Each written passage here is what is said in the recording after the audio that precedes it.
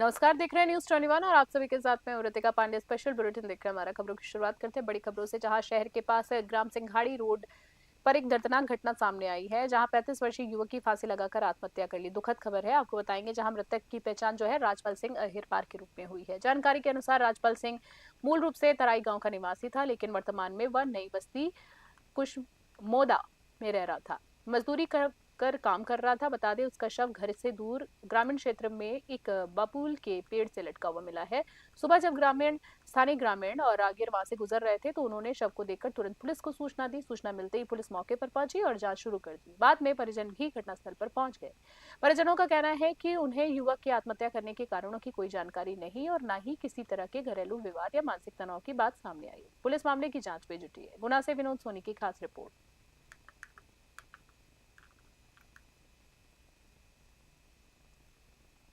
और कलेक्ट्रेट में आयोजित जनसुनवाई के दौरान एक भावुक दृश्य देखने को मिला है, जब राघोगढ़ तहसील के ग्राम गोविंदपुर से आए एक बेबस पति ने अपनी पत्नी के इलाज के लिए कलेक्टर से मदद की गुहार लगा दी। मामला सामने आते ही प्रशासन ने संवेदनशीलता दिखाते हुए तत्काल सहायता प्रदान की। प्रेम सिंह जाटव ने बताया कि उनकी पत्नी हेमलता जाटव वर्ष 2023 से गंभीर हृदय रोग से पीड़ित हैं। परिवार के पास आयुष्मान कार्ड होने के बावजूद लगातार महंगी जांच और दवाइयों का खर्च वहन करना मुश्किल हो गया है। आगे बात करेंगे, जहां से आर्थिक स्थिति बेहद कमजोर हो गई है। मामले की गंभीरता को लेते हुए कलेक्टर ने मौके पर ही आर्थिक सहायता स्वीकृत करने के निर्देश दिए और इलाज में सहयोग का भरोसा दिलाया है। सराहनीय कदम है। साथ ही उन्होंने महिला के बेहतर स्वास्थ्य के लिए उन्हें फल जैसे अनार और सेब नियमित रूप से खाने की सलाह भी दी, ताकि शरीर की कमजोरी दूर हो सके और ऑपरेशन की तैयारी बेहतर हो सके। गुना से विनोद सोनी की खास रिपोर्ट।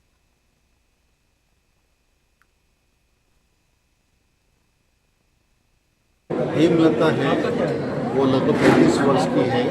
उन्होंने अपना मेडिकल एग्जामिनेशन कराया था, क्योंकि दिल में छेद है, तो वो परेशान थी। उसके पास आर्थिक सहायता के लिए हमारे पास आई।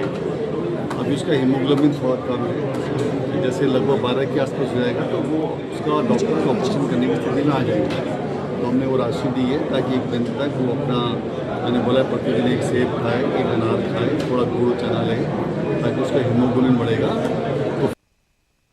और अगली खबर की बात करें, जिले के जनपद पंचायत बिरसेपुर पाली की जनजात दिव्यांग प्रियंका वंशकार को आखिरकार लंबे समय के इंतजार के बाद व्हीलचेयर मिल गई है। पिछले 1 वर्ष से प्रियंका और उनके परिजन, जी आपको बताना चाहेंगे, सरकारी दफ्तरों की चक्कर काट रहे थे, लेकिन हर बार उन्हें निराशा ही मिली थी। लगातार प्रयासों के बाद मामला नवागत कलेक्टर राखी सहाय तक पहुंच गया, जिन्होंने स्थिति की गंभीरता को समझा और स्थिति को गंभीरता से लेते हुए तत्काल सहायता उपलब्ध कराने के निर्देश दिए। इसके बाद प्रियंका को व्हीलचेयर प्रदान की गई। व्हीलचेयर मिलते ही प्रियंका के चेहरे पर खुशी झलक उठ गई देखी गई। परिजनों ने इसे बड़ी राहत बताया है। परिवार ने कलेक्टर का आभार व्यक्त करते हुए कहा है कि इस पहल से उनकी बेटी को नया सहारा और आत्मविश्वास मिला है। स्थानीय लोगों ने भी प्रशासन की इस मानवीय पहल की सराहना की है, जिससे जरूरतमंदों को समय पर सहायता मिलने की उम्मीद और मजबूत हुई है। उमरिया से राहुल शीतलानी की विशेष रिपोर्ट। पाली से आई हूँ, नीतू वंशकार है मेरा नाम। और मैं बहुत परेशान रहती थी व्हील चेयर के लिए, और मैं 1 साल से यहाँ वहाँ बहुत दौड़ी हूँ, लेकिन आज मैं सोची कि मैं जाऊँगी। कलेक्टर मैडम का नाम सुनी थी, इसलिए मैं आई उमरिया, और मेरे को मैडम एक बार में मेरे को व्हील चेयर दे दी। क्या परेशानी थी बेटी को? बेटी 24 साल की मेरी है, तो जन्म से ही विकलांग थी, और वो पहले कुछ भी नहीं करती, लेकिन डॉक्टर से हम लोग इलाज करवाने के बाद डॉक्टर बोले जैसे जैसे इसकी उम्र बढ़ेगा वैसे वैसे इसके पास दिमाग आएगा। जी, जन सुनवाई में एक विकलांग बालिका आई थी और जो दोनों पैरों से लाचार थी, और उनकी माताजी साथ में आई थी। उन्होंने बोला कि हमें एक व्हीलचेयर मिल जाएगी तो बहुत सहायता हो जाएगी, क्योंकि वो बच्ची 21 साल की है और वो बिल्कुल भी मूव नहीं कर सकती है। तो इसके तहत ही सामाजिक न्याय विभाग से तत्काल एक व्हीलचेयर की व्यवस्था कराई गई और उनको मौके पर ही एक व्हीलचेयर उपलब्ध कराई गई है, ताकि उनकी मदद हो सके।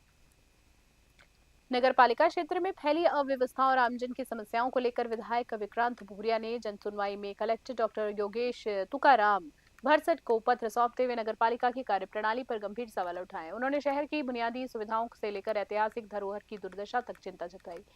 विधायक ने कहा है कि बहादुर सागर, छोटा तालाब और मेहताजी का तालाब अतिक्रमण और गंदगी की चपेट में है, जिससे जल स्रोत प्रदूषित हो रहे हैं और भूजल स्तर तेजी से गिर रहा है। उन्होंने आरोप लगाया है कि करोड़ों रुपए खर्च होने के बावजूद हालात में कोई सुधार नहीं हुआ है। शहर की यातायात व्यवस्था पर भी सवाल उठाते हुए उन्होंने कहा है कि स्थायी सब्जी मंडी न होने से प्रमुख मार्गों पर अतिक्रमण बढ़ गया है। वहीं हॉकर जोन में मूल सुविधाओं की कमी और अवैध वसूली के आरोप भी लगाए गए हैं। विधायक ने रामकल्ला नाले की बदहाली, सफाई कर्मचारियों के वेतन में देरी और उद्यानों की अनुपयोगी रहने जैसी उद्यानों की अनुपयोगी रहने जैसी समस्याओं को भी उजागर किया। उन्होंने कलेक्टर से इन सभी मुद्दों पर तत्काल कार्रवाई करने की मांग की। झाबुआ से पुनीत जोशी की विशेष रिपोर्ट। जन सुनवाई में हम आए हैं और नए कलेक्टर साहब आए तो हमें पूरी उम्मीद है कि जो हमारी समस्या है, जनता की समस्या, उसका अतिशीघ्र वो निराकरण करेंगे। और जो मुख्य समस्या लेकर आज जन सुनवाई में हम पहुंचे हैं, उसमें प्रमुखतः जो नगर पालिका है उसमें बहुत ज़्यादा अव्यवस्था है। और जो तालाब को लेकर लगातार बड़े बड़े बजट स्वीकृत हुए हैं, पर आज भी आप तालाब देखेंगे, सारे तालाबों में जलकुंभी का पूरी तरह से राज है और पानी कहीं दिखता नहीं है। पूरी जलकुंभी है, गंदा पानी उसमें जाता है, बीमारियां फैल रही हैं और जो अव्यवस्था नगर पालिका में वो अब बर्दाश्त के बाहर है। जन सुनवाई में हम जिले की रामा तहसील के उमरकोट गांव से प्रशासनिक लापरवाही और संवेदनहीनता का एक चौंकाने वाला मामला सामने आया है। यहाँ पीड़ित पति बद्री नारायण मारवाड़ी अपने दिवंगत पत्नी रमीलाबाई की तस्वीर सीने से लगाए कलेक्टर कार्यालय की जनसुनवाई में पहुंचा और न्याय की गुहार लगाई है। आपको बता दें, बद्री नारायण का आरोप है कि उनकी पत्नी का निधन 11 फरवरी 2025 को हो चुका है, लेकिन 1.25 साल बीत जाने के बाद भी ग्राम पंचायत उमरकोट से मृत्यु प्रमाण पत्र जारी नहीं किया गया। उन्होंने बताया कि पंचायत के सरपंच पति गजराज सिंह द्वारा प्रमाण पत्र के बदले कथित रूप से रिश्वत की मांग की जा रही है और पैसे न देने पर उन्हें लगातार परेशान भी किया जा रहा है। प्रमाण पत्र न मिलने के कारण दिवंगत रमीलाबाई को मिलने वाली शासकीय सहायता राशि भी अटकी हुई है। वे महिला एवं बाल विकास विभाग में कार्यरत थीं, जिसके चलते लाभ प्राप्त करने के लिए मृत्यु प्रमाण पत्र आवश्यक है। पीड़ित ने कलेक्टर को आवेदन सौंपकर सरपंच पति के खिलाफ सख्त कार्रवाई की और जल्दी न्याय की मांग की है, ताकि वो अपनी पत्नी के बकाया शासकीय लाभ प्राप्त कर सकें। झाबुआ से पुनीत जोशी की खास रिपोर्ट। और अगली खबर की बात कर लेते हैं। जिले के ग्रामीण पर्यटन को वैश्विक मंच पर पहुंचाना, जी हाँ, पहचान दिलाने के उद्देश्य से मध्य प्रदेश टूरिज्म बोर्ड द्वारा एक महत्वपूर्ण पहल की गई है।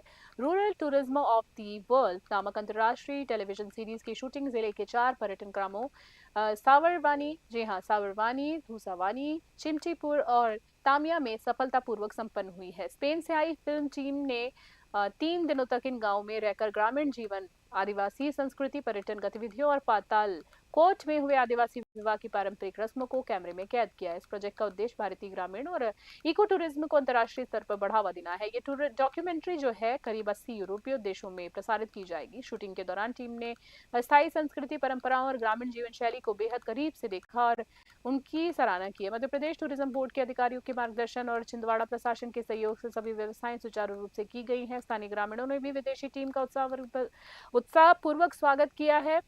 स्पेनिश टीम ने कहा है कि अनुभव उनके लिए एक बेहद अनोखा और यादगार रहा है तथा ये फिल्म दुनिया को मध्य प्रदेश के ग्रामीण पर्यटन से जोड़ने में अहम भूमिका निभाएगी। छिंदवाड़ा से हमारे संवाददाता मनीष इंगोले की स्पेशल रिपोर्ट।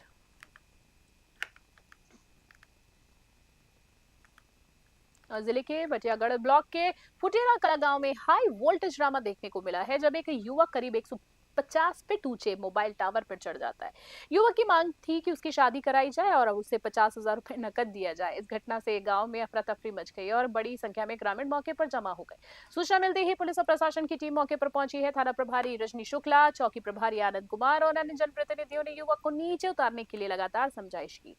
करीब 3 घंटे की मशक्कत के बाद ही उसे सुरक्षित नीचे उतारा जा सका। युवक के भाई ने बताया है कि वह पहले भी इस तरह की तीन बार, जी हाँ, पहले 3 दिन पहले टावर में चढ़ चुका था। जी हाँ, वो जो व्यक्ति है वो 3 दिन पहले भी टावर पे चढ़ा था, जिससे उससे काफी नुकसान भी था और उसके बाद ग्रामीणों ने समझाकर उसे नीचे उतारा था। ग्रामीणों का कहना है कि युवक मानसिक रूप से अव्यवस्थित और अस्वस्थ प्रतीत होता है। स्थिति तब और ज्यादा शांत हुई जब मंत्री लखन पटेल ने फोन पर युवक से बातचीत कर उसे समझाया। मंत्री की बात सुनकर युवक नीचे उतरने के लिए सहमत हुआ। इसके बाद प्रशासन ने राहत की सांस ली और स्थिति सामान्य हुई। दमोह से विवेक सेन की खास रिपोर्ट।